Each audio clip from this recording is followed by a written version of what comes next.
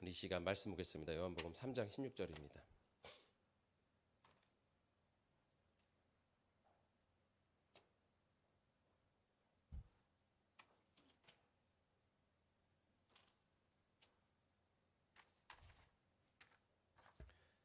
요한복음 3장 16절 다 같이 읽도록 하겠습니다.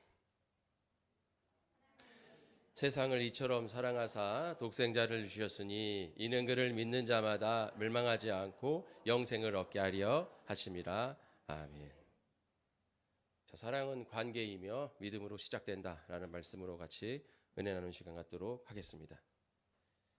5월은 가정의 달이고 사랑의 달입니다. 또 관계의 달이라고도 말합니다. 이 사랑은 관계 속에서 움직여지는 거기 때문에 그렇게 말을 하는 것이죠. 사랑은 관계다라고 말할 수 있습니다. 하늘에서 높은 데서 폭포가 막 쏟아져 내리는데 여러분이 컵을 가지고 이제 그 불을 받아야 컵 속에 물이 들어가지. 컵 뚜껑을 닫고 폭포 밑에서 이렇게 있어봐야 그 컵에는 물이 들어가지 않아요. 아무리 많은 물이 쏟아져도 뚜껑을 닫고 있으면 그냥 시원한 물줄기다. 정말 힘센 물줄기다. 물이 참 좋다. 이렇게만 느끼는 거지 그 물이 나에게 담겨져 있지 않다라는 것이죠. 하나님은 사랑이신 줄 믿습니다. 하나님은 사랑이시고 사랑은 하나님의 성품이에요.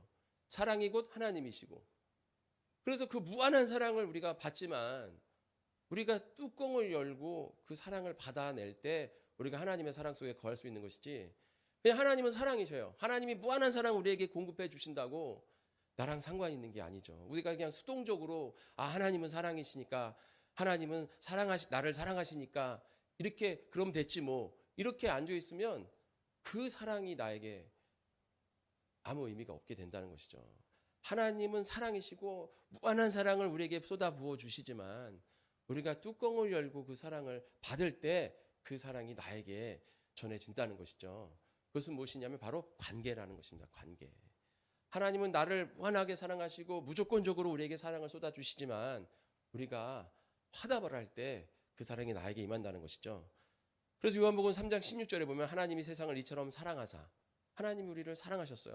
그래서 독생자 정말 외아들까지 우리에게 주셨다는 것이죠. 그런 사랑을 누가 받을 수가 있겠어요. 그런데 하나님 우리를 그렇게 사랑하셔서 그 사랑을 주셨다는 것입니다.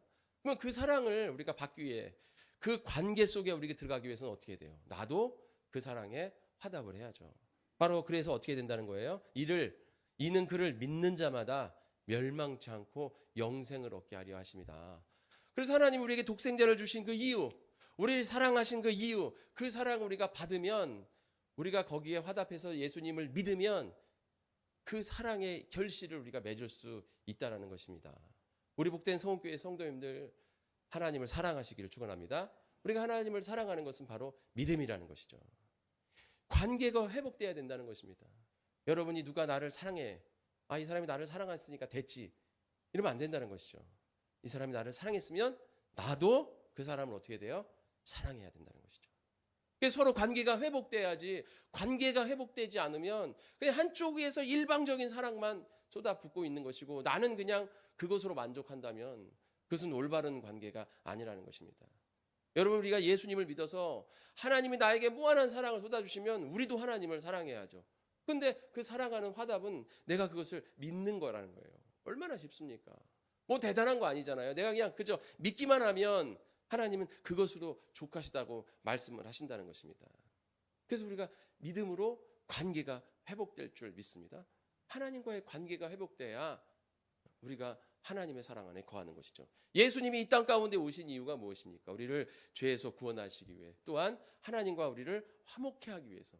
화목하다는 것은 여러분 가족이 화목하려면 어떻게 해야 돼요? 한쪽에서 일방적으로 막 해면 화목해집니까? 아니죠. 일방적으로 주면 나도 거기에 화답을 해야 화목해질 수가 있는 것이지 않습니까?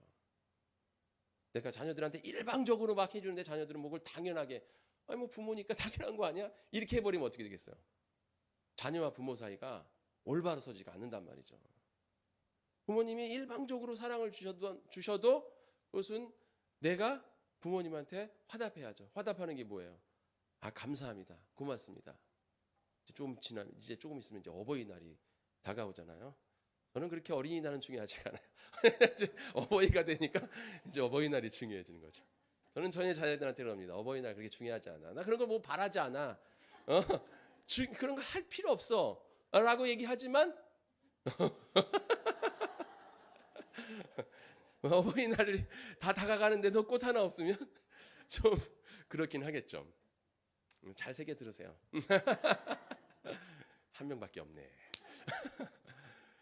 자, 이와 같이 우리가 그런 화답이 필요한 거예요. 뭐 그렇게 큰 게 아닙니다. 그냥 화답, 한마디, 편지 한 줄, 뭐 이런 거.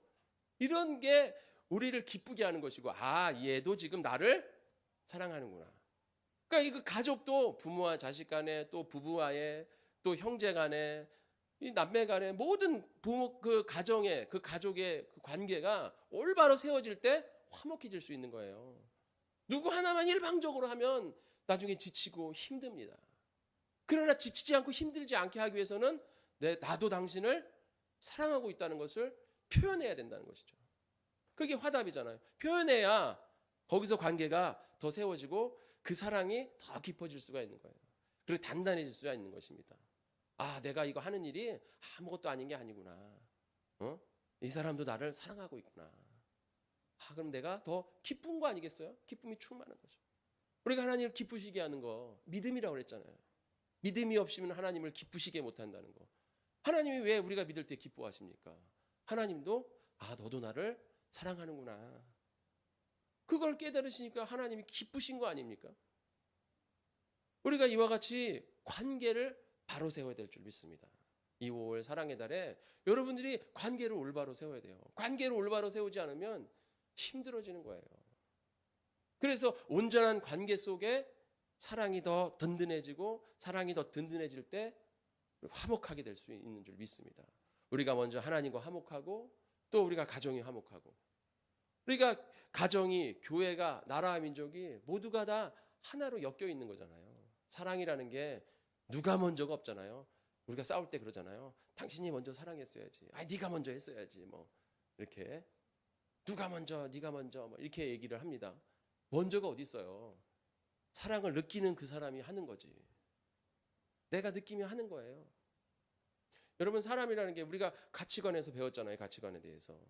사람마다 가치관이 다르고 모든 게 다르기 때문에 생각하는 거, 또 관심 갖고 있는 거, 좋아하는 거, 내가 원하는 거 이런 게 다 달라요. 가족이라고 해서 형제 자매라고 해서 부부라 해서 다 똑같은 게 아닙니다. 전혀 달라요. 그래서 내가 이 사람을 이렇게 사랑해야겠다 느끼면 내가 하면 되는 거예요. 나는 이렇게 해서 했는데 너는 나를 안 해주네 하면서 이렇게 뭔가 보상을 바라면 그때부터 관계가 틀어지는 것입니다. 그래서 우리가 주님을 믿을 때 뭔가 보상을 바라는 게 아니잖아요. 이 믿음이라는 게 무엇입니까? 여러분 믿음은 사랑과 같은 거예요. 그래서 사랑은 무엇입니까? 감정이 아니라고 그랬잖아요. 어떤 감정, 내 기분, 내 그때 상황, 내 환경 이것으로 그 사람을 사랑하는 게 아니라고 그랬잖아요. 그건 좋아하는 거지 사랑하는 게 아니에요. 좋아하는 거는 감정이에요. 그래서 내가 기쁘면 이 사람을 좋아할 수 있고 내가 기분 나쁘면 싫어할 수 있어요.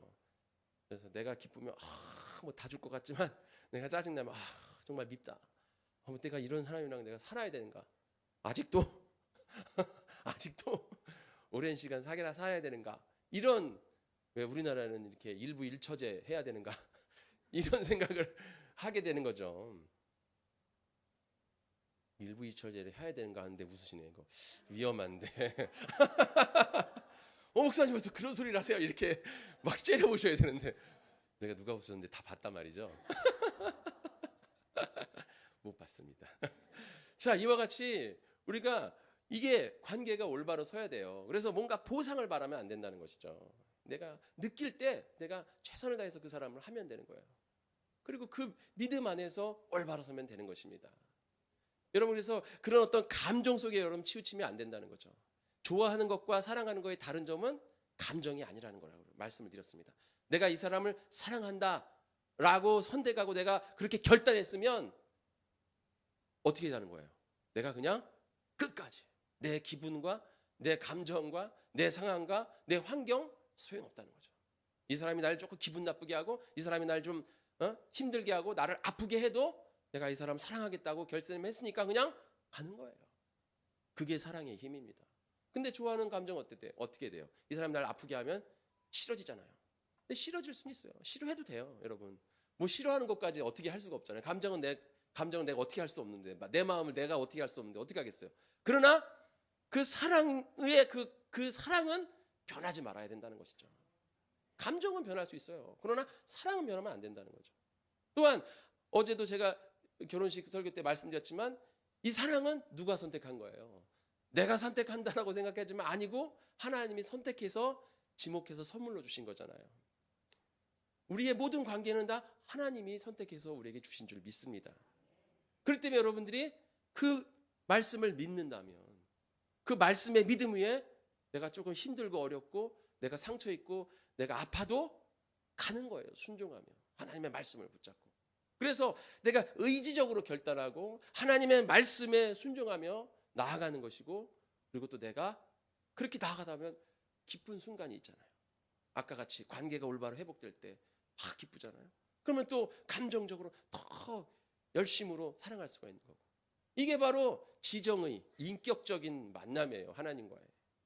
이런 관계가 세워질 때 비로소 올바른 관계가 될 줄 믿습니다. 이렇게 하나님과 관계가 세워지고 그 다음에 이웃과 우리 모든 가족 또 이웃, 지체 또 우리 친구 모든 것이 올바로 세워져야 될 줄 믿습니다. 그래서 사랑은 하나님으로부터 시작하는 거예요. 그래서 바리새인들이 예수님한테 와서 뭐라 그랬습니까? 예수님 성경을 딱 하나로 한마디로 말하면 뭘까요? 하고 예수님을 이렇게 떠봤잖아요. 그러니까 예수님이 뭐라고 말합니까? 네가 마음을 다하고 목숨을 다하고 뜻을 다하여 주 너희 하나님을 사랑하라. 이것이 가장 크고 첫째 되는 계명이고 둘째는 이것이니 너희가 내 몸같이 이웃을 사랑하라. 사랑이잖아요, 사랑. 먼저는 하나님을 마음을 다하고 목숨을 다하고 뜻을 다하고 마음을 내 의지를 목숨을 다하고 내 뜻을 내 감정을 또 뜻을 다하고 내 지적인 지정의로 하나님을 온전하게 인격적으로 만날 때 그럴 때 이제 비로소 올바른 사랑이 되고 그 사랑을 가지고 이제 누구를 사랑하는 거예요? 우리 지체들을 우리 주위에 있는 가족들, 지체들, 이웃들 모두를 사랑해야 될 줄 믿습니다. 그래서 먼저는 하나님과 믿음으로 올바른 관계가 회복돼야 될 줄 믿습니다. 여러분 믿는다는 거 이 믿음 이게 굉장히 중요해요. 제가 믿음에 대해서 많이 강조를 하는데 여러분 초신자가이기 때문에 강조하는 게 아니라 제가 믿음에 대해서 강조하는 이유가 믿음을 확실히 알아야 우리가 기쁨으로 신앙생활을 할 수가 있어요. 믿음을 제대로 모르면 기쁨으로 신앙생활을 할 수가 없습니다. 계속해서 보상을 원한다거나 아니면 처벌을 두려워한다던가 아니면 여러분 뭐 부모의 의지에 의해서 교회를 다닌다던가 아니면 친구나 지체들의 어떤 강요에 의해서 우리가 교회를 다니는 그러니까 내가 의지로 하나님 앞에 나아가는 게 아니라 자꾸 다른 의지로 예수님 앞에 설 때가 있어요. 이번에 이제 많은 사람들을 이제 기회에 만났는데 어떤 분이 그런 말씀을 해요. 자녀가 어느 날 갑자기 그렇게 얘기하더래요. 나는 예수님이 믿어지지가 않는다고. 예수님이 믿어지지가 않아. 내가 믿으려고 해도 예수님이 믿어지지가 않는데 어떻게 해요? 하고 부모님한테 얘기를 하더래요. 근데 그 부모님이 이제 목사님이야. 그럴 때 어떻습니까? 무너지는 거지 막. 아니 그러면 얘를 어떻게 해야 되지? 이거 큰일 났네. 이렇게 되잖아요 우리가. 나는 예수님이 믿어지지가 않아. 그동안 부모의 의지 또 뭐 가족의 의지 뭐 아니면 뭐 지체들의 어떤 강요 아니면 뭐 어떤 뭐 교회 예배 안 드리면 뭔가 문제가 생기지 않을까라는 뭐 보상과 처벌에 대한 두려움에 대한 그런 어떤 의지 이런 거 가지고선 교회를 다녔었는데 갑자기 어느 날 자녀가 그런 얘기를 또 누군가 그런 얘기를 딱 한다고 하면 어떠겠어요? 깜짝 놀라는 거 아니겠어요? 이제 어떻게 해야 되나? 그러나 그 순간이 가장 복된 순간이에요. 그 순간이. 그러니까 뭐 가면을 벗는다 그러죠. 페르소나라 그러는데 심리적 페르소나라 그러는데 우리가 그냥 거짓된 종교 생활을 그동안 해왔어. 그냥 부모랑 싸우기 싫으니까, 또 가족들과 불화하기 싫으니까, 우리 가족은 다 교회 다니는 거니까, 또 지체들이 자꾸 나오라니까 어쩔 수 없이 그냥 교회를 다녔어. 근데 나 이제 예수님이 믿어지지 않아 라고 고백하는 순간이 무슨 순간이에요? 이젠 나 그렇게 다니고 싶지가 않아. 나 이제 그런 종교적인 활동하고 싶지 않아 라고 가면을 벗는 순간인 거죠. 그러니까 가장 하나님 앞에 솔직한 순간인 거예요. 우리 이 관계 속에서 제일 중요한 게 뭡니까? 솔직함이에요. 솔직함. 솔직하게 나아갈 때 관계가 올바로 세워지는 거지. 그 순간을 모면하기 위해서 계속 거짓된 모습을 보여주기 시작하면 서로 힘들어지는 거예요. 그 관계는 오래 갈 수가 없습니다. 그러나 솔직하게 나아갈 때 오래 갈 수 있는 거예요. 끝까지 갈 수 있는 것입니다. 그래서 그 아이가 난 믿어지지가 않아요 라고 고백하는 순간 나는 이제 누구의 의지로 교회 다니고 싶지 않아요 라고 고백하는 거예요. 이제는 하나님 앞에 솔직하게 만천하에 자기의 가면을 벗어 던지는 그 순간인 거죠. 그럴 때 우리는 어떻게 됩니까? 그렇다면 그 의심을 가지고 뭐 해야 돼요? 하나님 앞에 기도해라. 그냥 솔직하게 하나님, 나는 하나님이 믿어지지가 않아요. 어떻게 했으면 좋겠습니까? 라고 하나님 앞에 솔직하게 고백할 때 이것이 지정의 나의 정말 인격적으로 하나님을 만날 수 있는 그런 첫걸음이 되는 줄 믿습니다. 이제 그 첫걸음을 걸어가야 돼요. 그동안은 누구의 의지에 의해서 우리가 여기 앉아있다면 여러분 이제 내가 하나님을 인격적으로 만나야 될 줄 믿습니다. 그리고 하나님 앞에 솔직하게 얘기하세요. 하나님은 의심보다 거짓을 싫어하세요. 정직을 원하시는 거예요. 정직을. 내가 지금 믿어지지 않는데 어떻게 할 거예요? 믿음도 누구에게서 오는 건데? 하나님에게서 오는 건데. 그래서 마가복음 9장에 귀신 들린 그 자녀의 아버지가 뭐라 합니까? 내가 믿나이다. 내 믿음 없음을 도와주소서. 이렇게 얘기하잖아요. 내 믿음을 하나님 허락해 주세요. 내가 믿음이 없습니다. 그러니까 내가 믿음이 없는 그 어떤 의심의 순간, 그리고 그렇지만 내가 하나님을 믿고자 하는 그 의지적 결단, 이 두 개가 상충되어 있는 거잖아요. 거기서 하나님 앞에 내가 의지를 하나님 앞에 드리잖아요. 내 의지를 하나님 앞에 드릴 때 하나님의 성령의 역사가 있을 줄 믿습니다. 여러분 자녀가 내가 부모님을 미워했어요. 내가 마음속에 부모님을 미워했어요. 라고 부모한테 고백한다고 해보세요. 부모님이 자녀한테 내가 너가 어느 순간 밉더라. 이렇게 얘기한다고 해보세요. 그럼 그 아이가 굉장히 또 그 부모가 굉장히 그 순간 턱턱하지만 그걸 얘기하는 이유는 뭐예요? 그 관계를 회복하고 싶다는 얘기잖아요. 그 관계를 그냥 거짓으로 그냥 관계를 회복하는 게 아니라 이제는 진짜 솔직하게 틀어지든지 아니면 정말 진정으로 가든지 그 관계를 회복하고 싶다라는 얘기잖아요. 거짓된 관계를. 그럴 때 어떻게 됩니까? 네가 감히 나를 미워해? 내가 너에게 어떻게 해줬는데? 그래서 막 그렇게 하는 게 아니라 그래? 그렇다면 왜 그랬을까? 뭐가 제일 힘들었었니? 하면서 얘기하기 시작하면 솔직한 얘기가 나오고 그 솔직한 얘기들을 다 쏟아낼 때 관계가 회복되는 것입니다. 우리가 하나님과의 관계도 똑같아요. 여러분들이 하나님 앞에 나와서 여러분의 솔직함을 내려놓으시기를 축원합니다. 여러분 우리는 믿음을 가지고 살아가지만 흔들릴 수 있어요. 우리가 등산을 하려고 이제 왔는데 수리산에 왔는데 안개가 잔뜩 낀 거예요. 산이 안 보여요. 그럼 산이 없어집니까? 산이 없어져요? 안개가 껴가지고 내 눈에 안 보인다고 산이 없어져요? 산은 그 자리에 있는 것이죠. 그러다가 갑자기 바람이 확 불어서 안개가 싹 걷히면 산은 그 자리에 우뚝 서 있습니다. 여러분 믿음은 아까 사랑은 감정이 아니라 그랬잖아요. 믿음도 감정이 아닙니다. 믿음은 산과 같아서 그냥 의심이 껴가지고 내가 흔들릴 수 있어요. 그 순간 의심이 들 수 있어요. 그러나 내 의지와 내가 하나님을 믿는 말씀을 붙잡고 있는 그 말씀의 반석 위에 선 믿음과 또 내 감정을 하나로 해서 끝까지 인내하면서 나아간다면 어느 순간 감정이 거치고 안개가 거치면 내 믿음은 그 자리에 서 있는 줄 믿습니다. 그 안개는 마귀가 우리를 공격하는 거죠. 마귀가 계속 우리를 안개를 끼게 하고 자꾸 흐리게 하고 힘들게 해서 우리의 믿음을 못 보게 하게 하려고 하는 거예요. 그러나 우리에게 믿음이 있습니다. 여러분 이 자리에 왜 오셨습니까? 예수님 만나러 오셨잖아요. 내 의지적 결단과 내 말씀을 믿는 지적인 믿음과 또 내 감정의 변화, 이게 지정이 인격이에요. 이 믿음으로 올바로 설 때, 그리고 이 세계가 서로를 보완해 주는 거죠. 그리고 이것이 하나라도 이제 떨어지게 되면 이제 문제가 발생되는 거죠. 너무 의지가 결여된다. 그러면 어떻게 되겠어요? 너무 지적으로만 가던가, 아니면 너무 열정으로만 가는, 신비적으로 가게 되겠죠. 또 이 지적인 게 또 떨어진다고 생각해 보세요. 지적인 게 떨어지면은 너무 또 맹목적으로만 가잖아요. 기복적으로 가고. 또 감정적인 게 떨어진다고 생각해 보세요. 그러면 너무 메마른 신앙이 되잖아요. 그러니까 이 모든 세계가 잘 보완이 돼야 돼요. 그래서 여러분들이 지식이 떨어질 때는 하나님의 말씀으로 계속 말씀을 공부하고, 의지가 떨어질 때는 교회 나와서 예배드리고 다시 한번 의지를 결단하기 위해서 주님 앞에 매달리고, 내 감정이 결여할 땐 찬양을 해요. 찬양을 하면서 성령님의 감동 위해서 기도해야 되고. 그래서 이렇게 우리가 하나님을 만날 때 관계가 바로 세워지고, 관계가 바로 세워질 때 사랑이 싹 트고, 그 사랑 안에서 믿음이 더 견고해지고, 우리가 그 사랑으로 나아가 이웃을 사랑할 수 있을 줄 믿습니다.